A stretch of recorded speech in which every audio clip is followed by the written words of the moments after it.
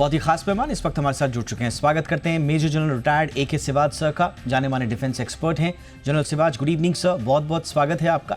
और हमारे साथ हैं पूर्व राजनयिक मेजर एस.डी. मुनी सर। मेजर मुनी सर, गुड इवनिंग सर, बहुत बहुत स्वागत है सर आपका भी हमारे शो पे। जनरल सिवाज, सिक्योरिटी पॉइंट ऑफ व्यू से ये जो मुनीर मलिक की जोड़ी अब बन चुकी है सर, इसे आप कैसे देख रहे हैं?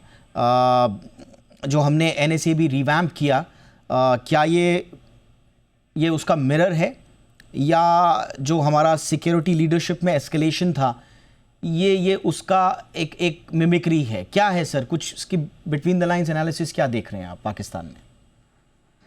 हाँ देखो, दो तीन चीजें हैं। एक तो सच्चाई है कि जो आर्मी की पकड़ तो वैसे ही पाकिस्तान में मजबूत है, क्योंकि वहां पर वही होता है जो पाकिस्तान की आर्मी चाहती है, ना कि पाकिस्तान की गवर्नमेंट।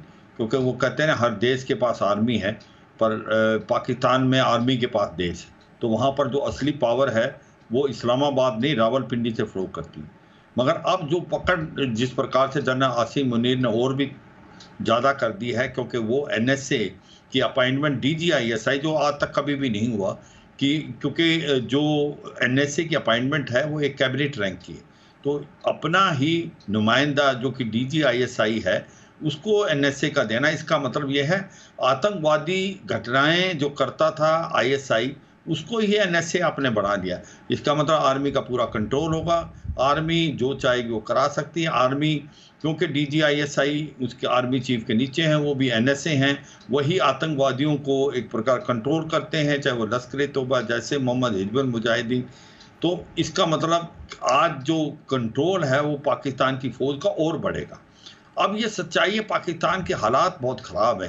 पाकिस्तान को पता है कि कुछ न कुछ करने वाला है भारत, क्योंकि भारत ने एक मल्टी प्रॉन्ग स्ट्रेटेजी के तहत गया है। जब से जो 26 निहत्थे लोगों की हत्या कर दी गई पहलगांव में इन अ वेरी ब्रूटल मैनर, उसका जवाब तो देना है। इसमें प्राइम मिनिस्टर ने बहुत क्लियर कर दिया। तो हमने मल्टी प्रॉन्ग स्ट्रेटेजी से गए हैं, डिप्लोमेटिक एक्शन कर दिए हैं, हमने उनको आइसोलेट कर दिया है, आईएमएफ के पास जा रहे हैं कि इनको बेल आउट मत दो, फाइनेंशियल एक्शन टास्क फोर्स को बोल रहे हैं इनको ग्रे लिस्ट पे डालो, जैसे 6 बार पहले डल चुके हैं। इसके साथ साथ इनके साथ आज कोई नहीं खड़ा हुआ है। इकोनॉमिकली हमने इंडस वाटर ट्रीटी को हेल्ड इन अबेंस किया है। आने वाले गर्मियों में इसको पानी की बहुत दिक्कत होने वाली है। तो अब जो ये कार्रवाई होने के साथ साथ फिर हमें कैनेटिक एक्शन क्या होगा, ये सच्चाई है कि साफ सुथरे शब्दों में प्राइम मिनिस्टर ने बताया कि इस बार आतंकवादियों पे एक्शन तो होना ही है, मगर उनके आका जो पाकिस्तान की आर्मी और आईएसआई जो उनको पालती है, पोसती है और जो इनको भेजती है, अब की बार उनके ऊपर भी हार्ड करनी है। जब तक चोट उनके ऊपर नहीं लगेगी तब तक बात नहीं, क्योंकि इस प्रॉब्लम का सलूशन भारत के अंदर नहीं है, इसका सोर्स पाकिस्तान में। तो इसके स्रोत को आप नहीं काटेंगे जब तक आप इसके आका को हार्ट नहीं करेंगे, till you do not make them पे कॉस्ट, उसका इम्पैक्ट नहीं होगा। तो इसलिए ये जो अब की बार जो कैनेटिक मिलिट्री ऑपरेशन होने वाला है वो काफ़ी जो है रोबस्ट होगा। कब होगा, कहाँ होगा, किस रूप में होगा, ये बताना मुश्किल है। ये मिलिट्री डिसाइड करेगी, जिस प्रकार से प्राइम मिनिस्टर ने खुली छूट दे दी है, मगर बहुत ज़्यादा होगा। और मुझे लगता है इससे एक खौफ हो रखा है पाकिस्तान में, और इसी के कारण कहीं ना कहीं एनएसए की जो रिस्पॉन्सिबिलिटी डीजीआईएसआई को दी गई है कि जनरल आसिम मुनीर पूरा कंट्रोल अपने हाथों में लेना चाहते हैं। बट ऐसा क्यों मुनीर सर, कुछ समझ में आ पा रहा है? हर चीज़ अपने हाथ में मुनीर क्यों लेना चाहते हैं? ऐसा लगता है कि पाकिस्तान की सरकार अगर कुछ कोशिश भी करे, उसके बहुत ज़्यादा रिजल्ट्स तो नहीं मिलेंगे अब, जिस तरह के कुकृत्य उन्होंने किए हैं, लेकिन एक गुंजाइश अगर इंटरनेशनल कम्युनिटी में जाके थोड़ा बहुत डायलॉग के लिए चैनल ओपन करने की हो, तो वो भी ऐसा लग रहा है जनरल मुनीर ने वापस ले लिया अपने ऊपर, सारी चीज़ें अपने पास वो चाहते हैं। तो इंटेंशन क्या हो सकता है सर वहाँ पर जनरल मुनीर का? और क्या ये एक वहाँ की सरकार और मिलिट्री के बीच में किसी तरह के टकराव का भी संकेत है? देखिए, जैसे जनरल साहब ने कहा था, ये बात सही है कि पाकिस्तान में फौज का दबदबा है वो कभी कम हुआ नहीं है। ये जरूर हुआ है कि पिछले 10 सालों में फौज का हौसला डायरेक्ट पावर लेने वाला नहीं रहा है और उससे वो घबराए हुए थोड़े बहुत रहते हैं। लेकिन जहां तक भारत की तरफ नीति का सवाल है पाकिस्तान का, उसमें फौज की अहमियत हमेशा से रही है। बेनजीर के वक्त में रही, नवाज शरीफ के वक्त में रही, यहाँ तक कि भुट्टो के वक्त में भी रही। तो ये इसको हमें दिमाग से निकाल देना चाहिए कि फौज अब ज्यादा स्ट्रांग हो गई है। जहां तक इंडिया की पॉलिसी का सवाल है, फौज हमेशा से स्ट्रांग होगी, पहली बात। दूसरी बात, एनएसए की पोस्ट 2022 से खाली पड़ी थी, और 2022 में जो एनएसए थे वहां पर यूसुफ, उनको निकाला गया क्योंकि वो इमरान के साथ जुड़े हुए थे, और इमरान को निकाला गया। और इमरान के ऊपर इमरान के प्रोटेस्ट को सप्रेस करने में जनरल मलिक का बहुत बड़ा हाथ था वहां शुरू से ही। इसीलिए जनरल मलिक का फौज में जो जो हार्ड लाइनर्स माने जाते हैं, मुनीर भी और मलिक भी, और इस्लामिस्ट भी, दोनों इस्लामिस्ट भी माने जाते हैं और हार्ड लाइनर भी माने जाते हैं। तो वो एक आईएसआई के चीफ के वक्त में के ओहदे पर काम कर रहे थे, और आईएसआई और के चीफ और आर्मी चीफ में हमेशा एक तरह का तालमेल रहना जरूरी होता है। लेकिन ये जो पेचीदा बात है कि उनको एनएसए क्यों बनाया गया, मेरी समझ से एनएसए डायरेक्ट प्राइम मिनिस्टर को सलाह देता है, मिनिस्टर के लेवल का होता है, और आर्मी से अलग सिविलियन पोजीशन है, लेकिन फौज के ड्रेस में उसको बनाया गया है। तो पहली बात तो ये है कि वो भारत से एकदम से सकपकाए हुए हैं। पाकिस्तान वाले लोग नहीं समझ रहे हैं कि भारत क्या करेगा हमारे लिए, और इसलिए फौज में जो भी चेन ऑफ कमांड में जहां भी कहीं एक गैप था, उसको भरने की कोशिश की गई है, जो उन्होंने इसके हिसाब से करी है। तो ये चेन ऑफ कमांड को भी ठीक किया, और मैं नहीं समझता हूं कि उसमें सिर्फ आर्मी ज्यादा स्ट्रांग हो गई। आर्मी हमेशा से स्ट्रांग थी, लेकिन अगर इनको एनएसए बनाया गया है, इसका मतलब यह है कि प्राइम मिनिस्टर के पास उनकी जो रिपोर्ट जाएगी वो इंटेलिजेंस की भी जाएगी, और क्या करना है, सीमाओं पर क्या करना है, हिंदुस्तान के साथ क्या करना है, डिप्लोमेसी पे क्या करना है, वो सब भी जाएगी। आप दूसरा, आपने डिप्लोमेसी का सवाल पूछा। डिप्लोमेसी में पाकिस्तान एक तरह से थोड़ा सफल हुआ है। वो इसीलिए कि उसने अमेरिका को, यूरोपियन यूनियन को, सबको कह दिया भाई हम तो तैयार हैं, आप इन्वेस्टिगेशन कीजिए, हमारे साथ कर लीजिए, हम पे विश्वास नहीं है तो आप किसी तीसरी ताकत से लेके उसका इन्वेस्टिगेशन कर लीजिए। तो वो दुनिया को ये बताने की कोशिश कर रहे हैं कि भारत हमारी बात नहीं मान रहा है और खाम में झगड़ा कर रहा है। और अभी ये दुनिया झगड़े के फटीक से है, दो लड़ाइयां बड़ी बड़ी चल रही है, तीसरी लड़ाई कोई नहीं चाहता। और इसीलिए अमेरिका भी बार बार ये कोशिश कर रहा है, और बिल्कुल डायरेक्टली भारत को भी कह रहा है आप कोई ऐसा काम ना करिए जिससे कि लड़ाई शुरू हो जाए। तो डिप्लोमेसी के लेवल पे हमारी जो चुनौतियां हैं वो जरा ज्यादा गहरा गई हैं, ये बात साफ समझनी चाहिए। और सारी दुनिया को नाराज करके हम कोई ऐसी स्थिति नहीं पैदा कर सकते जिसमें कि हमारे ऊपर ज्यादा प्रेशर बढ़े। तो ये दोनों डिप्लोमेसी के मामले में मैं समझता हूं कि ये एनएसए के होने से विशेष फर्क नहीं पड़ेगा, लेकिन जो पाकिस्तान का पोस्चर है कि हम लेकिन लड़ाई के लिए वो तैयारी कर रहे हैं, जो फौज के चेन ऑफ कमांड को स्ट्रेंथन करने में और फौज की ग्रिप को पॉलिटिकल डिसीजंस पे ग्रिप करने में जरूर मदद देगा। Absolutely sir. जनरल सिवात सर, ऐसा लग रहा है कि ये जो आईएसआई चीफ का as a national security advisor का अपॉइंटमेंट एक तरह का सॉफ्ट कूप, मैं कुछ पाकिस्तानी एनालिस्ट्स के कॉलम्स भी पढ़ रहा था, तो वहाँ पर इसे कहा जा रहा है कि एक तरह से सॉफ्ट कूप बाय मिलिट्री ऑलरेडी हो चुका है। आप कंसोलिडेट कर रहे हैं power under army chief general Asim Munir. अब ये मूव को ऐसे भी देखा जा रहा है कि आप सिविलियन लीडरशिप, पर्टिकुलरली जो प्राइम मिनिस्टर शहबाज शरीफ है वहाँ की, उनको एक तरह से साइडलाइन किया जा रहा है, और प्राइम मिनिस्टर का रोल अब एक तरह से वहाँ पर सेरेमोनियल रोल में आ गया है। तो ये इस तरह की जो फॉर्मेशंस हैं वो हमारे लिए किस तरह की कुछ नई समीकरण बिठा रही है सर?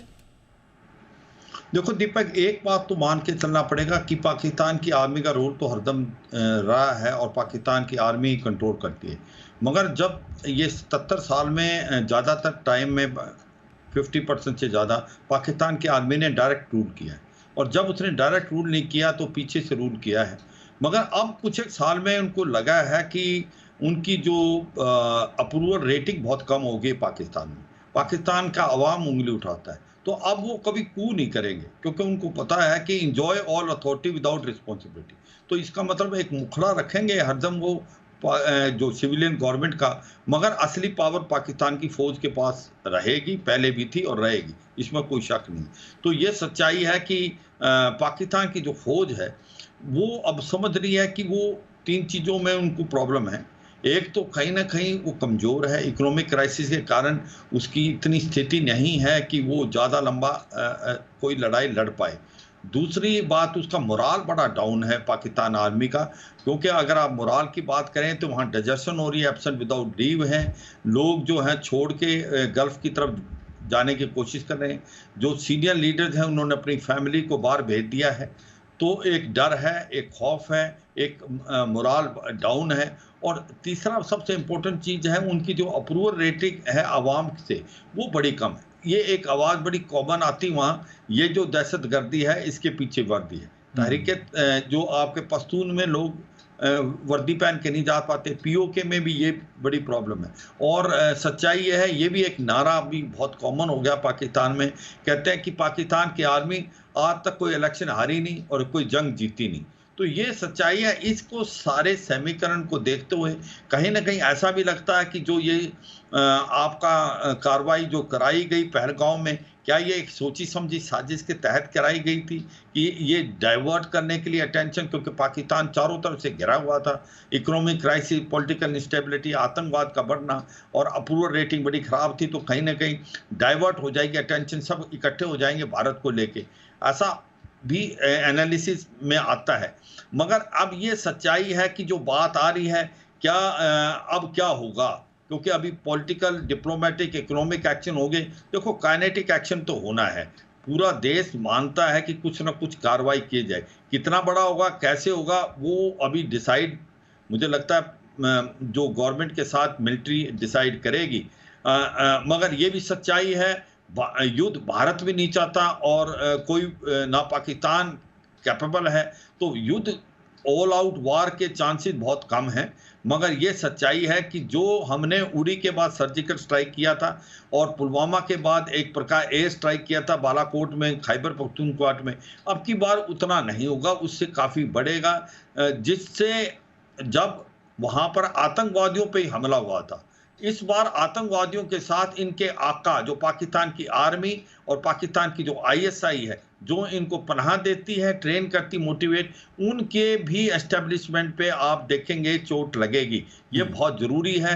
कैसे लगेगी, कहाँ कैसे किया जाएगा, वो मुझे लगता है समय बताएगा।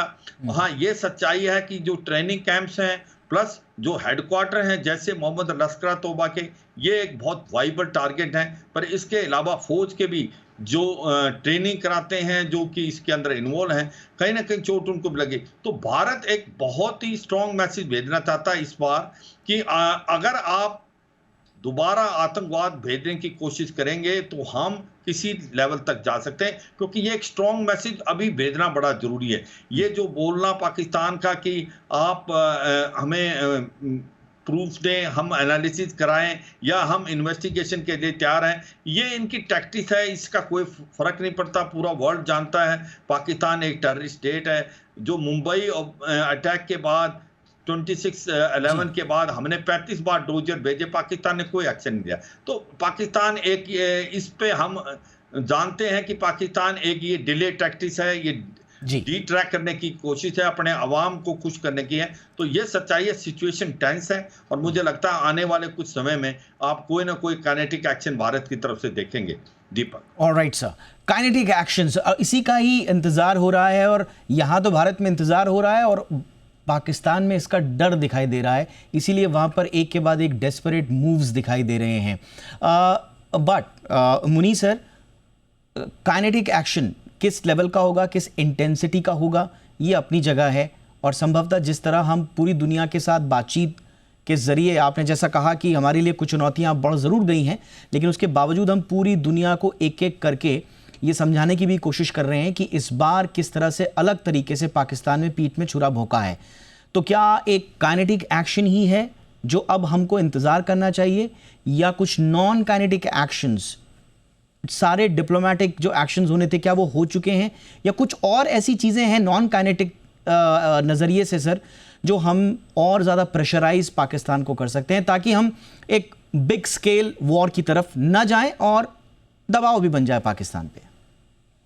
नहीं, देखिए, नॉन काइनेटिक एक्शन की प्रॉब्लम, रिस्क उसकी ये है कि कोई भी काइनेटिक एक्शन जो है वो एस्केलेट हो सकता है मिसकैलकुलेशंस की वजह से। एक्शन रिएक्शन कोई कहाँ रुकता है इसका कहा जाना बहुत मुश्किल है।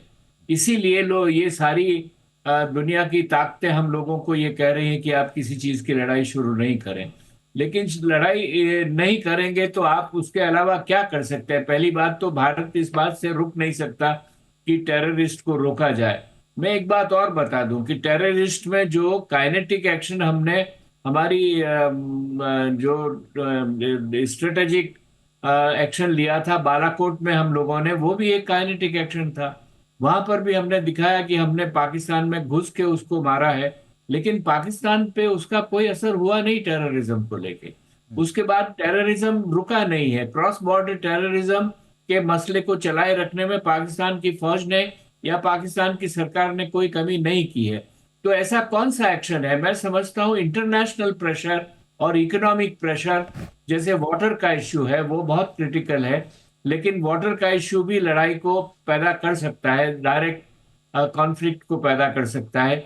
इकोनॉमिक प्रेशर हमें अमेरिका से कहना चाहिए कि आप पाकिस्तान से, अगर आप चाहते हैं कि हम लड़ाई शुरू नहीं करें, तो पाकिस्तान से हमको ये एश्योरेंस दिलवाइए कि वहां के जो टेररिस्ट हब्स हैं उनको खत्म किया जाए। वहां ये हाफिज सईद जैसे लोगों को कहीं न कहीं अलग थलग करके पकड़ा जाए। देखिए, अमेरिका ने भी, जब उसको अमेरिका को अफगानिस्तान से निकलना था, उनको बिल्कुल पता था कि पाकिस्तान उसमें जुड़ा हुआ है किसी न किसी ढंग से। अलकायदा के पीछे, आईएसआईएस के पीछे पाकिस्तान का कहीं न कहीं वरद हस्त है, तालिबान के पीछे उनका वरद हस्त है। तो उन्होंने उनको जो अलकायदा के लीडर थे वहां उनको एक स्मूथ ऑपरेशन से वहां से हटाया, और उस स्मूथ ऑपरेशन में आईएसआई का पूरा समर्थन था पाकिस्तान के इंटेलिजेंस और डिफेंस एस्टेब्लिशमेंट्स के लिए। क्या ऐसी अमेरिका ने कहा है पाकिस्तान से कि आपको भारत के साथ वो सहयोग करना पड़ेगा, कोऑपरेट करना पड़ेगा? किस हद तक भारत के साथ पाकिस्तान कोऑपरेट करेंगे, इसके टर्म्स डिफाइन करने पड़ेंगे। डिप्लोमेटिकली हम लोगों को अमेरिका से कहना पड़ेगा, आप अगर हमको रोकने की कोशिश कर रहे हैं तो आप किस बेसिस पे रोकने की कोशिश करें।